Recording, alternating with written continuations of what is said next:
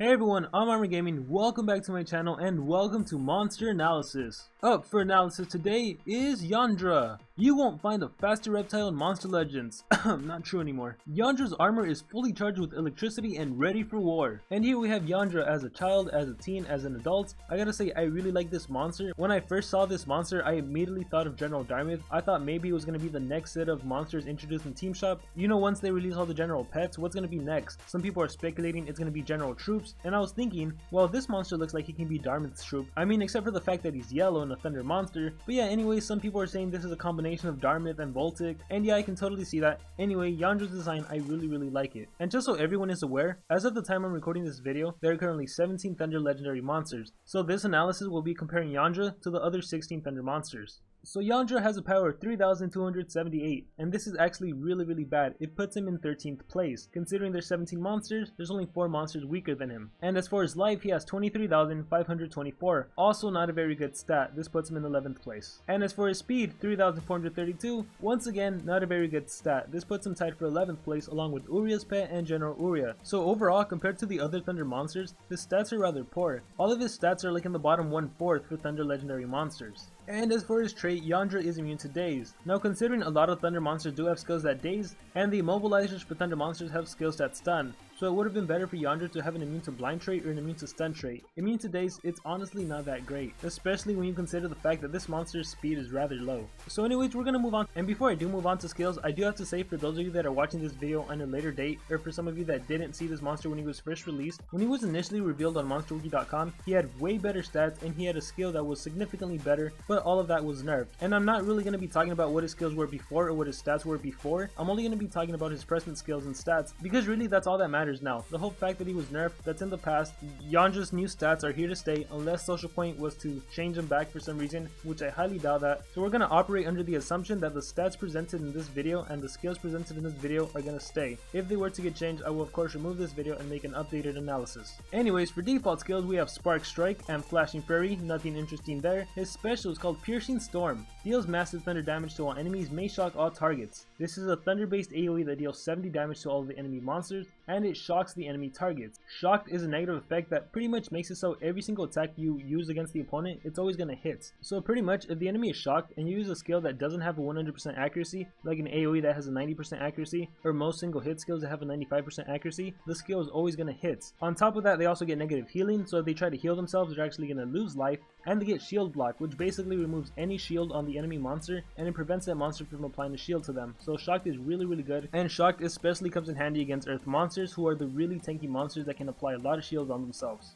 So all in all, I would have to say Piercing Storm is a pretty good skill. My main problem with the skill, and you guys are probably tired of hearing me say it, is that this is a thunder based attack as opposed to a special based attack. If this skill was special based, it would have been a whole lot better, because if you ever use this monster in Team Wars, you're obviously going to fight another thunder monster, and since you have a thunder based attack, it's going to deal less damage than a special based attack would have dealt. So yeah, that's Piercing Storm. In skills group 1 we have Voltage Discharge, Static Jolt, Galvanizing Stream, nothing too interesting in skills group 1, so on to skills group 2. So we start things off with Atomic Shock, deals heavy special damage, may shock target, requires cooldown. So this is a special based attack that deals 50 damage to a single enemy monster, it costs 28 stamina and has a low 1-turn cooldown. So Atomic Shock is a pretty good skill in my opinion. It can come in handy in multiple situations. The shield block really helps against earth monsters, the negative healing really helps when you're going up against nature monsters, and the fact that the enemy monster that is shocked will always get hit, that helps against any single element. Oh, and by the way, and all of you can correct me if I'm wrong, if you were to use Atomic Shock on that enemy monster, yeah, you're going to deal no initial damage, but the negative effect Shocked is basically going to overrule spacetime. Sort of how in a similar fashion, if an enemy monster has increased accuracy and you blind them, the blind overrules the increased accuracy. Shocked essentially does the same thing with spacetime, so Atomic Shock is a skill I definitely recommend. Next up is Faster Than Light, deals moderate thunder damage, gains haste, requires cooldown. So this is a thunder based attack that deals 45 damage to a single enemy, it costs 28 stamina, and for some reason it has a high 3-turn cooldown, and haste, as you all know, that increases your speed by 20%, however you only have a 40% chance of actually landing haste. Now because of how often your monster will fail to get haste, I really can't recommend this move. For one, it's thunder based, so it doesn't help you in a thunder war, it's 45 damage, so that's already low, and the cooldown is really too high. This skill, Faster Than Light, I do not recommend it. Next up is Sacrificial Bolt. The attacker loses 25% of its life, gains double damage, gains precision, requires cooldown.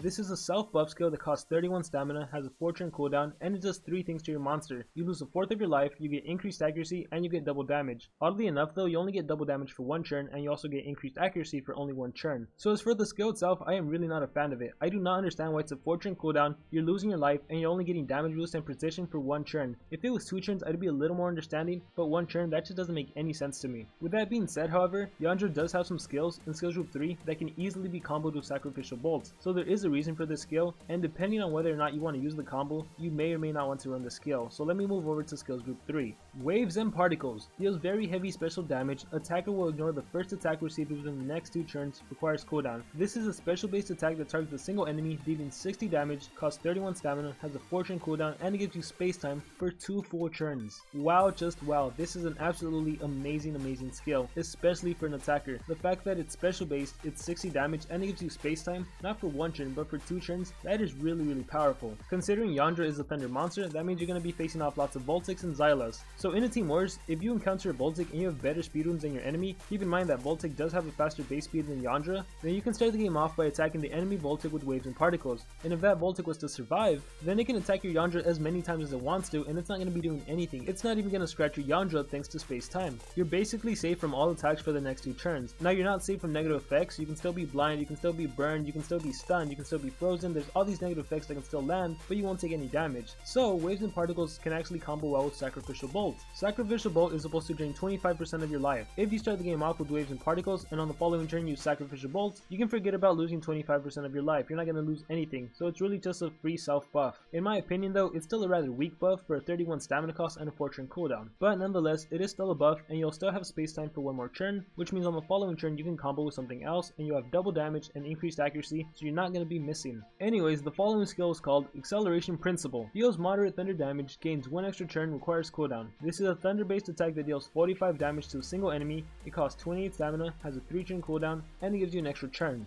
Granted, this move is thunder based, is rather weak, and has a high cooldown. It does have a low stamina cost, and if you combine Acceleration Principle and Waves and Particles, that could be enough to take out the enemy thunder monster if you're running 2 strength runes. So in a team war situation where Yndra is faster than the enemy Voltic and you have 2 strength runes on Yndra, then you can use Acceleration Principle, Waves and Particles, and you're going to be wiping out that Voltic, and you're going to have space time on your Yndra for the next 2 turns. However, keep in mind that does only apply if your speed is better than Voltic or if you're able to immobilize the enemy Voltic. Now just be aware that Voltic does have the harden trait, which means 20% of the time a negative effect is going to miss against them. Anyways, Acceleration Principle is a skill I think you should definitely run. And last we have Electron Burst. Deals moderate thunder damage to all enemies, may daze out targets, requires cooldown. Here we have a thunder based AoE that deals 35 damage to the enemy monsters. It costs 37 stamina and it has a 3-turn cooldown. So it's thunder based, deals moderate damage, and it dazes. I would have preferred this skill a little more if it blinded instead of dazed. Now daze is good because it reduces the enemy's power by 25% and it reduces their accuracy by 25%, but I just personally feel that reducing the enemy's accuracy by 50% is a lot more powerful. But like I said earlier, who cares what it could have been? The fact is we have a monster with an AoE daze. And thanks to Yndra being able to give himself space time for 2 turns, followed up with a Sacrificial Bolt that will give him double damage and increased accuracy, you'd be able to end that combo with Electron Burst, pretty much wiping out the whole enemy team. And I know that's the combo a lot of people saw with this monster, but I gotta say, I am personally not a fan of it. The main problem I have with this combo is that it takes way too long to execute. It takes 3 full turns. Like, yeah, of course Yndra can protect himself for 2 turns, but that's really it. He's only protecting himself. What about his teammates? In a team war, you usually run a deny monster, an attacker, and then a third monster. It depends whether it's an epic, a rare, uncommon, or a common. If it's a non-ranked up rare below and you're relying on the 3-turn combo, you can pretty much kiss that monster goodbye. And as for your deny monster,